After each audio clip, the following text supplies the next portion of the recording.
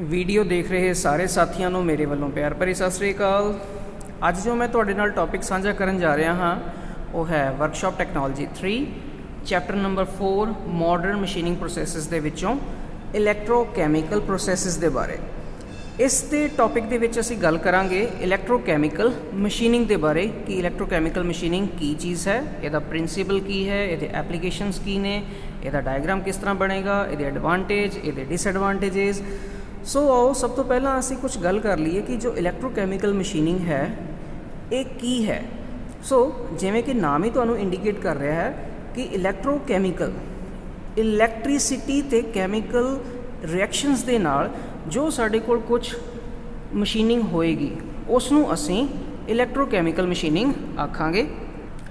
ਆਓ ਸਭ ਤੋਂ ਪਹਿਲਾਂ ਅਸੀਂ ਦੇਖਦੇ ਹਾਂ ਕਿ ਇਹ ਕਿਸ ਪ੍ਰਿੰਸੀਪਲ ਦੇ ਉੱਤੇ ਕੰਮ ਕਰਦੀ ਹੈ। ਜਿਵੇਂ ਕਿ ਅਸੀਂ ਪੜ੍ਹ ਸਕਦੇ ਹਾਂ, the fundamental principle of electrochemical machining is based on Faraday's law of ਇਲੈਕਟ੍ਰੋਲਾਈਸਿਸ। ਕਿ ਸਾਫ਼ ਤੌਰ 'ਤੇ ਨਜ਼ਰ ਆ ਰਿਹਾ ਕਿ ਜਿਹੜਾ ਇਹ ਪ੍ਰੋਸੈਸ ਹੈ ਇਹ ਫੈਰਾਡੇਜ਼ ਲਾ ਆਫ ਇਲੈਕਟ੍ਰੋਲਾਈਸਿਸ ਦੇ ਉੱਤੇ ਬੇਸਡ ਹੈ। ਇਸ ਦਾ ਪ੍ਰਿੰਸੀਪਲ ਜਿਸ ਦੇ ਵਿੱਚ ਸਾਨੂੰ 2 ਇਲੈਕਟ੍ਰੋਡਸ ਦੀ ਲੋੜ ਪੈਂਦੀ ਹੈ ਐਂਡ ਇੱਕ ਇਲੈਕਟ੍ਰੋਲਾਈਟ ਚਾਹੀਦਾ ਹੈ, ਔਰ ਉਸ ਜਗ੍ਹਾ ਦੇ ਉੱਤੇ ਸਾਡੇ ਕੋਲ ਵਰਕ ਪੀਸ ਦੇ ਟੂਲ ਦੇ ਵਿੱਚ ਕੁਝ ਗੈਪ ਹੋਣਾ ਚਾਹੀਦਾ ਹੈ, ਔਰ ਸਾਡੇ ਕੋਲ ਇੱਕ ਸੋਰਸ ਆਫ ਇਲੈਕਟ੍ਰੀਸਿਟੀ ਹੋਵੇਗਾ ਜੋ ਇਸ ਜਗ੍ਹਾ ਦੇ ਉੱਤੇ ਅਸੀਂ DC power supply of sufficient capacity use ਕਰਾਂਗੇ।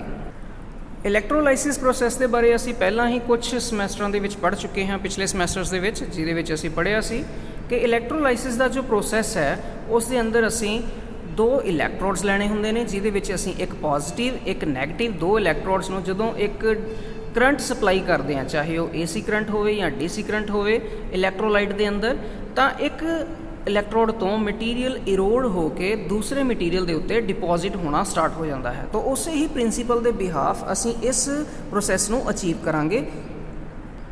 ਇਲੈਕਟ੍ਰੋਕੈਮੀਕਲ ਪ੍ਰੋਸੈਸ ਜੋ ਹੈ ਇਹ ਮਸ਼ੀਨਿੰਗ ਦਾ, ਇਹ ਬਹੁਤ ਹੀ ਨਵਾਂ ਅਤੇ ਬਹੁਤ ਹੀ ਯੂਜ਼ਫੁਲ ਮਸ਼ੀਨਿੰਗ ਦਾ ਪ੍ਰੋਸੈਸ ਹੈ ਮੈਟਲ ਰਿਮੂਵਲ ਵਾਸਤੇ, ਔਰ ਇਹ ਪਰਟੀਕੂਲਰਲੀ ਅਸੀਂ ਸੂਟ ਕਰਵਾਉਂਦੇ ਹਾਂ ਮੈਟਲਸ ਅਤੇ ਅਲੋਇਸ ਦੇ ਵਾਸਤੇ, ਜਿਨ੍ਹਾਂ ਦੀ ਬਹੁਤ ਹੀ ਇੰਪੋਸੀਬਿਲਿਟੀ ਹੁੰਦੀ ਹੈ, ਡਿਫੀਕਲਟੀ ਹੁੰਦੀ ਹੈ ਕਿ ਉਹਨਾਂ ਨੂੰ ਈਜ਼ੀਲੀ ਮਸ਼ੀਨ ਨਹੀਂ ਕਰ ਸਕਦੇ, ਉਹਨਾਂ ਦੀ ਮਸ਼ੀਨਿੰਗ ਥੋੜ੍ਹੀ ਔਖੀ ਹੁੰਦੀ ਹੈ, ਕੋਈ ਕੰਪਲੈਕਸ ਸ਼ੇਪ ਬਣਾਉਣ ਦੇ ਵਿੱਚ ਸਾਨੂੰ ਦਿੱਕਤ ਆਉਂਦੀ ਹੈ, ਤਾਂ ਉਸ ਜਗ੍ਹਾ ਦੇ ਉੱਤੇ ਅਸੀਂ ਇਸ ਤਰ੍ਹਾਂ ਦੇ ਪ੍ਰੋਸੈਸਿਸ ਯੂਜ਼ ਕਰਦੇ ਹਾਂ।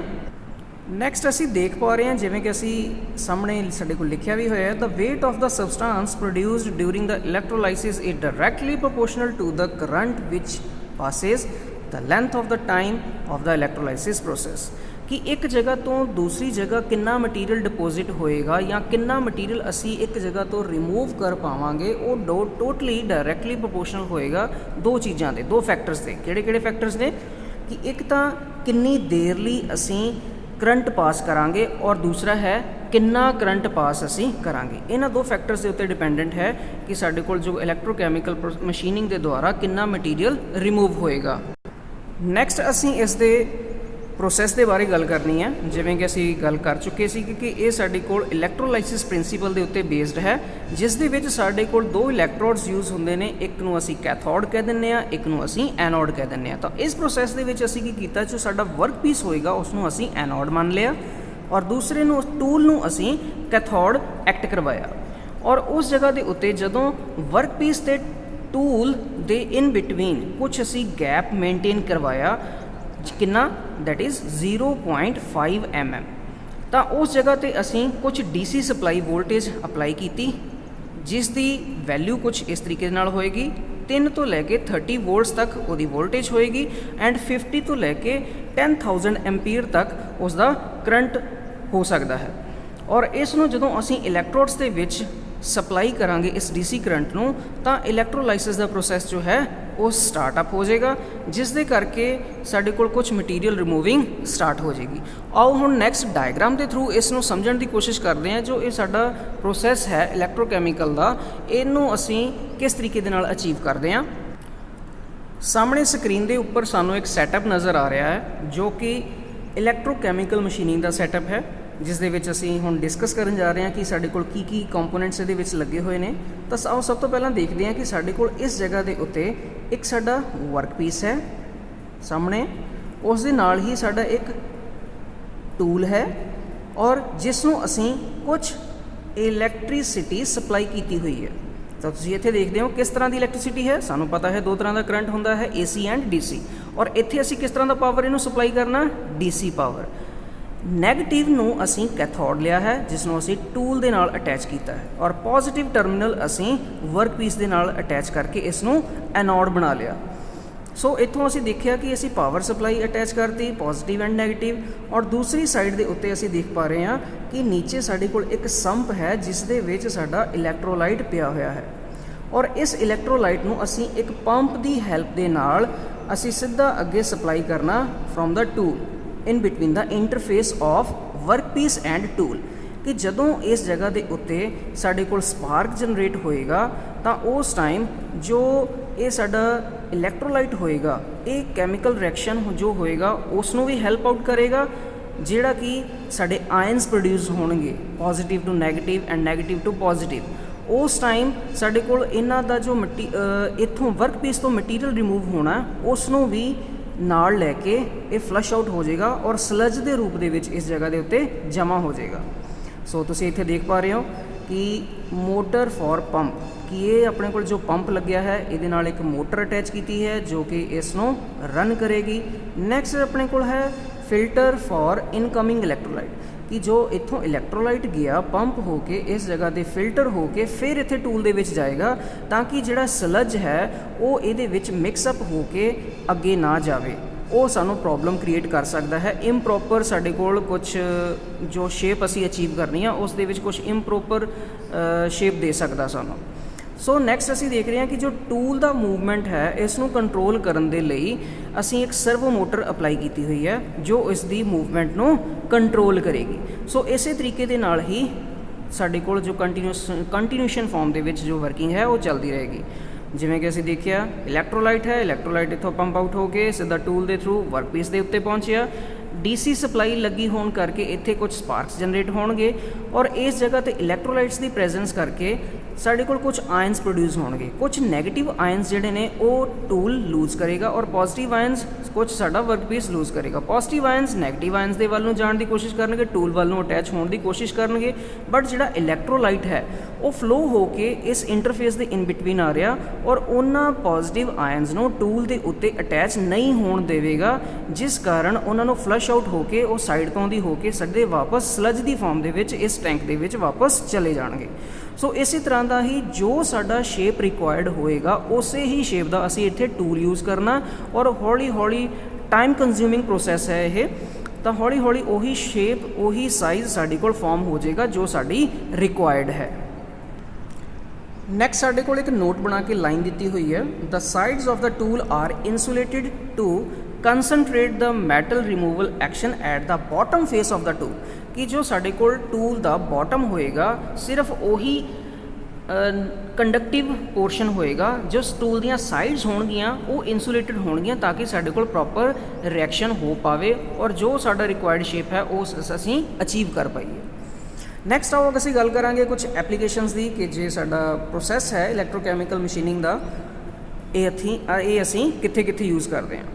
ਸੋ ਸਭ ਤੋਂ ਪਹਿਲਾਂ ਗੱਲ ਕਰਾਂਗੇ ਡ੍ਰਿਲਿੰਗ ਸਮਾਲ ਡੀਪ ਹੋਲਸ ਸੱਚ ਐਜ਼ ਇਨ ਨੋਜ਼ਲਸ, ਕਿ ਨੋਜ਼ਲਸ ਦੇ ਵਿੱਚ ਜਿਹੜੇ ਸਮਾਲ ਡੀਪ ਹੋਲਸ ਨੇ ਉਹ ਅਸੀਂ ਇਸ ਪ੍ਰੋਸੈਸ ਦੇ ਨਾਲ ਅਚੀਵ ਕਰ ਸਕਦੇ ਹਾਂ।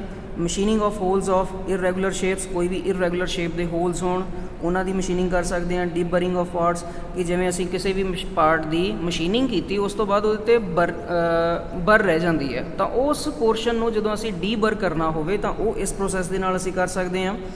ਮਸ਼ੀਨਿੰਗ ਆਫ ਹਾਰਡ ਹੀਟ ਰੈਜ਼ਿਸਟਿੰਗ ਅਲੋਇਜ਼, ਜਿੰਨੇ ਵੀ ਸਾਡੇ ਕੋਲ ਹਾਰਡ ਹੀਟ ਰੈਜ਼ਿਸਟਿੰਗ ਅਲੋਇਜ਼ ਨੇ ਉਹਨਾਂ ਦੀ ਮਸ਼ੀਨਿੰਗ ਅਸੀਂ ਇਸ ਪ੍ਰੋਸੈਸ ਦੇ ਨਾਲ ਕਰ ਸਕਦੇ ਹਾਂ। ਕਟਿੰਗ ਕੈਵਿਟੀਜ਼ ਇਨ ਫੋਰਜਿੰਗ ਡਾਈਜ਼, ਕਿ ਜਿੰਨੀਆਂ ਆਪਣੇ ਕੋਲ ਫੋਰਜਿੰਗ ਡਾਈਜ਼ ਨੇ ਉਹਨਾਂ ਦੇ ਵਿੱਚ ਜਿਹੜੀ ਅਸੀਂ ਕਟਿੰਗਸ ਕਰਦੇ ਹਾਂ ਉਹਨਾਂ ਦੇ ਵਿੱਚ ਕੈਵਿਟੀਜ਼ ਡਰਾ ਕਰਦੇ ਹਾਂ ਤਾਂ ਉਹ ਅਸੀਂ ਇਸ ਪ੍ਰੋਸੈਸ ਦੇ ਨਾਲ ਅਚੀਵ ਕਰ ਸਕਦੇ ਹਾਂ।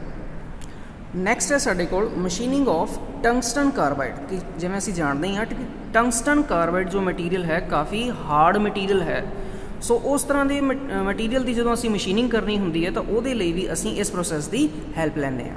ਨੈਕਸਟ ਹੈਗਾ ਮਸ਼ੀਨਿੰਗ ਆਫ ਕੰਪਲੀਕੇਟਿਡ ਪ੍ਰੋਫਾਈਲਸ ਸੱਚ ਐਜ਼ ਆਫ ਜੈਟ ਇੰਜਨ ਬਲੇਡਸ, ਕਿ ਜਿਵੇਂ ਕਿ ਸਾਡੇ ਕੋਲ ਜੈਟ ਇੰਜਨਸ ਦੇ ਬਲੇਡਸ ਨੇ ਉਹਨਾਂ ਦਾ ਪ੍ਰੋਫਾਈਲ ਕਾਫੀ ਕੰਪਲੀਕੇਟਿਡ ਹੁੰਦਾ। ਜਿਵੇਂ ਕਿ ਤੁਸੀਂ ਆਹ ਸਾਹਮਣੇ ਡਾਇਗਰਾਮ ਦੇ ਵਿੱਚ ਵੀ ਦੇਖ ਸਕਦੇ ਹੋ ਕਿ ਸੈਂਟਰ ਦੇ ਵਿੱਚ ਮੇਰੇ ਕੋਲ ਕੁਝ ਪ੍ਰੋਫਾਈਲ ਪਿਆ ਹੈ ਜਿਹਨੂੰ ਅਸੀਂ ਇੱਥੇ ਲਿਖਿਆ ਹੈ ਵਰਕ, ਔਰ ਦੋਨੋਂ ਸਾਈਡਸ ਦੇ ਉੱਤੇ ਮੇਰੇ ਕੋਲ ਉਹੀ ਸ਼ੇਪ ਟੂਲ ਦੀ ਹੋਏਗੀ ਜੋ ਅਸੀਂ ਪ੍ਰੋਫਾਈਲ ਤਿਆਰ ਕਰਨਾ। ਸੋ ਉਹਦੇ ਵਿੱਚੋਂ ਹੀ ਅਸੀਂ ਇਲੈਕਟ੍ਰੋਲਾਈਟ ਨੂੰ ਫਲੋ ਕਰਵਾਇਆ। ਇਲੈਕਟ੍ਰੋਲਾਈਟ ਦੇ ਨਾਲ ਸਾਡੇ ਕੋਲ ਕੈਮੀਕਲ ਰਿਐਕਸ਼ਨਸ ਹੋਣਗੇ ਔਰ ਜਿਵੇਂ ਹੀ ਅਸੀਂ ਕਰੰਟ ਦੀ ਸਪਲਾਈ ਦੇਵਾਂਗੇ ਟੂਲ ਤੇ ਵਰਕ ਦੇ ਇਨ ਬਿਟਵੀਨ, ਤਾਂ ਜੋ ਸਾਡੇ ਕੋਲ ਪ੍ਰੋਫਾਈਲ ਜਨਰੇਟ ਆਲਰੇਡੀ ਹੈ ਟੂਲ ਦੇ ਉੱਤੇ, ਉਹੀ ਅਸੀਂ ਪ੍ਰੋਫਾਈਲ ਵਰਕਪੀਸ ਦੇ ਉੱਤੇ ਤਿਆਰ ਕਰ ਲਾਂਗੇ। ਨੈਕਸਟ ਅਸੀਂ ਗੱਲ ਕਰਾਂਗੇ ਕੁਝ advantages and disadvantages of electrochemical machining, ਕਿ ਇਸ ਦੇ ਕੁਝ ਐਡਵਾਂਟੇਜਿਸ ਕਿਸ ਤਰੀਕੇ ਦੇ ਨਾਲ ਨੇ। Tool wear is nearly absent, ਕਿ ਜਿਹੜਾ ਇਸ ਕੇਸ ਦੇ ਵਿੱਚ ਜੋ ਟੂਲ ਵੀਅਰ ਹੈ, ਜਿਵੇਂ ਅਸੀਂ ਦੇਖਿਆ ਕਿ ਇਸ ਦੇ ਵਿੱਚ ਸਾਡੇ ਕੋਲ physical contact in between the tool and workpiece ਨਹੀਂ ਹੈ। ਸੋ ਉਸ ਦੇ ਕਰਕੇ ਸਾਡੇ ਕੋਲ ਜੋ ਟੂਲ ਵੀਅਰ ਹੈ ਉਹ ਬਿਲਕੁਲ ਹੀ ਨਾਮਾਤਰ ਹੈ। Extremely thin metal sheets can be easily worked without distortion, ਕਿ ਜੋ ਬਹੁਤ ਹੀ ਪਤਲੀਆਂ ਥਿਨ ਸ਼ੀਟਸ ਨੂੰ ਅਸੀਂ ਈਜ਼ੀਲੀ ਵਰਕਆਊਟ ਕਰ ਸਕਦੇ ਹਾਂ ਬਿਨਾਂ ਕਿਸੇ ਵੀ ਤਰ੍ਹਾਂ ਦੀ ਡਿਸਟੋਰਸ਼ਨ ਦੇ। ਡਿਸਟੋਰਸ਼ਨ ਦਾ ਮਤਲਬ ਹੈ ਉਹਨਾਂ ਦੀ ਕਿਸੇ ਤਰ੍ਹਾਂ ਦੀ ਬੈਂਡਿੰਗ ਦੇ, ਉਹਨਾਂ ਦੇ ਕਿਸੇ ਵੀ ਤਰ੍ਹਾਂ ਦੀ ਡੀਫੋਰਮੇਸ਼ਨ ਦੇ ਬਿਨਾਂ ਅਸੀਂ ਉਹਨਾਂ ਦੀ ਵਰਕਆਊਟ ਕਰਵਾ ਸਕਦੇ ਹਾਂ। Surface finish is in the order of 0.2 to 0.8 ਮਾਈਕਰੋਨਸ। ਅਸੀਂ ਇੱਥੋਂ ਦੇਖ ਸਕਦੇ ਹਾਂ ਕਿ ਜੋ ਇਹਦਾ ਸਰਫੇਸ ਫਿਨਿਸ਼ ਹੈ ਉਹ ਵੀ ਕਾਫੀ ਜ਼ਿਆਦਾ ਹਾਈ ਹੈ, 0.2 ਤੋਂ ਲੈ ਕੇ 0.8 ਮਾਈਕਰੋਨਸ ਦੇ ਵਿੱਚ। ਰੈਜ਼ੀਡੂਅਲ ਸਟ੍ਰੈਸਿਸ ਜਿਹੜੇ ਨੇ ਉਹ ਵੀ ਬਹੁਤ ਜ਼ਿਆਦਾ ਘੱਟ ਨੇ। ਮੈਟਲ ਰਿਮੂਵਲ ਜੋ ਰੇਟ ਹੈ ਉਹ ਵੀ ਕਾਫੀ ਜ਼ਿਆਦਾ ਹਾਈ ਹੈ ਇਸ ਦੀ ਜੋ high strength temperature resistance materials ਦੇ ਵਾਸਤੇ, ਕਿ ਜਿੰਨੇ ਵੀ ਸਾਡੇ ਕੋਲ ਹਾਈ ਟੈਂਪਰੇਚਰ ਰੈਜ਼ਿਸਟਿੰਗ ਮਟੀਰੀਅਲਸ ਨੇ ਉਹਨਾਂ ਦੇ ਕੇਸ ਦੇ ਵਿੱਚ ਜੋ ਇਸ ਦਾ ਮਟੀਰੀਅਲ ਰਿਮੂਵਲ ਰੇਟ ਹੈ ਕਾਫੀ ਜ਼ਿਆਦਾ ਹਾਈ ਹੈ as compared to conventional machining processes. Next ਹੈ intricate and complex shapes can be machined easily by this process, ਕਿ ਜਿਵੇਂ ਅਸੀਂ ਉੱਪਰ ਵੀ ਪਹਿਲਾਂ ਦੇਖਿਆ ਕਿ ਕੁਛ ਅਸੀਂ ਬਲੇਡ ਦੀ ਕਟਿੰਗ ਦੇਖੀ, ਤਾਂ ਉਸ ਤਰੀਕੇ ਦੇ ਨਾਲ ਕਾਫੀ ਜੋ ਕੰਪਲੀਕੇਟਡ ਸ਼ੇਪਸ ਨੇ, ਕੰਪਲੈਕਸ ਸ਼ੇਪਸ ਨੇ, ਇੰਟਰੀਗੇਟਡ ਸ਼ੇਪਸ ਨੇ, ਉਹਨਾਂ ਨੂੰ ਈਜ਼ੀਲੀ ਅਸੀਂ ਇਸ ਤਰੀਕੇ ਦੇ ਨਾਲ ਮਸ਼ੀਨ ਕਰ ਸਕਦੇ ਹਾਂ।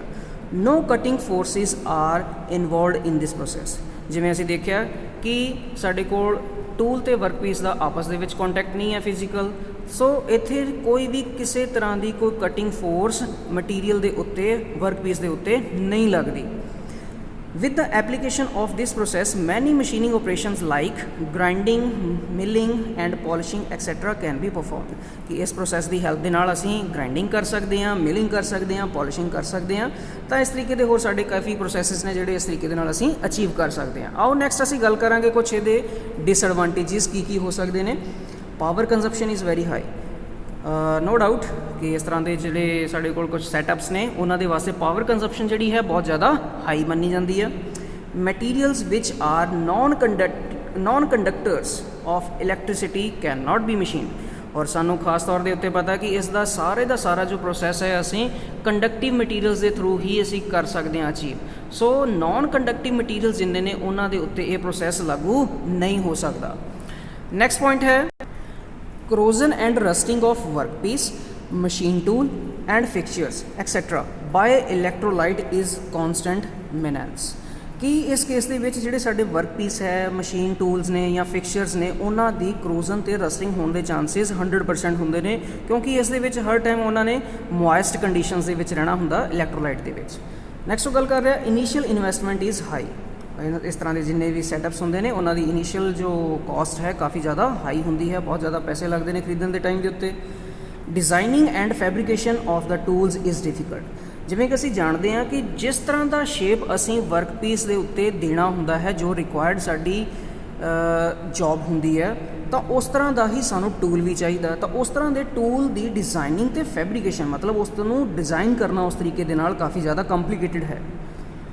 Larger floor space is required, ਕਿ ਇਸ ਤਰ੍ਹਾਂ ਦੇ ਸੈਟਅਪ ਦੇ ਵਾਸਤੇ ਸਾਨੂੰ ਸਪੇਸ ਵੀ ਕਾਫੀ ਜ਼ਿਆਦਾ ਹਾਈ ਚਾਹੀਦੀ ਹੈ, ਕਾਫੀ ਜ਼ਿਆਦਾ ਚਾਹੀਦੀ ਹੈ।